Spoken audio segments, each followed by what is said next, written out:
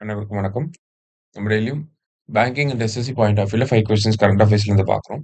இன்னைக்கு என்ன கொஸ்டின்ஸ் இருக்கு அப்படின்னு சொல்லி பார்ப்போம். First one, Nobel peace prize has been awarded to Maria Corina Machado அப்படின்னு சொல்லி கொடுத்துருக்காங்க. ஸோ ஃபர்ஸ்ட் ஸ்டேட்மெண்ட் நமக்கு கரெக்ட் தான். மரியா குரினா மச்சாடோ அவங்களுக்கு தான் வந்து நோபல் பீஸ் பிரைஸ் வந்து கொடுத்துருக்காங்க. இவங்க யாருன்னா வெனிசுலா கண்ட்ரியோட ஆப்போசிஷன் பார்ட்டி லீடர். ஓகேவா?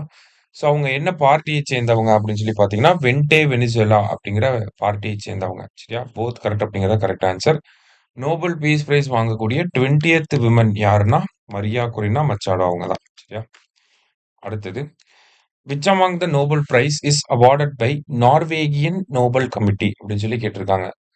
ஸோ நமக்கு நோபல் பிரைஸை பொறுத்த வரைக்கும் பார்த்தீங்கன்னா physiology, physics, chemistry, literature, peace and then economics, இந்த 6 ஃபீல்டுக்கு வந்து இருக்கு.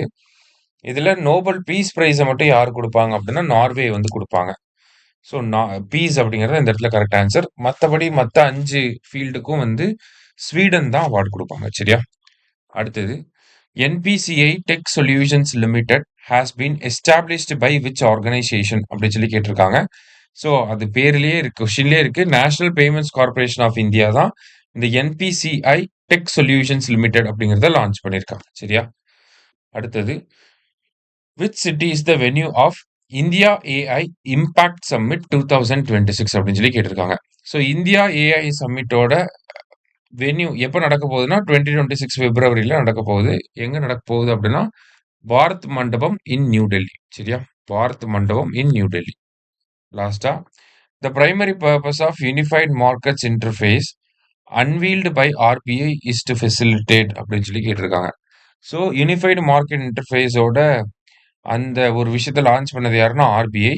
அதோட பேசிக் ஃபங்க்ஷன் என்ன அப்படின்னு சொல்லி பார்த்தீங்கன்னா டோக்கனைசேஷன் ஆஃப் ஃபினான்ஷியல் அசெட்ஸ் அப்படிங்கிறதா கரெக்ட் ஆன்சர். சரியா? இன்னைக்கு 5 கொஸ்டின்ஸ் பார்த்துருக்கோம். சுரேஷ் IAS அகாடமி, வெற்றியின் முகவரி.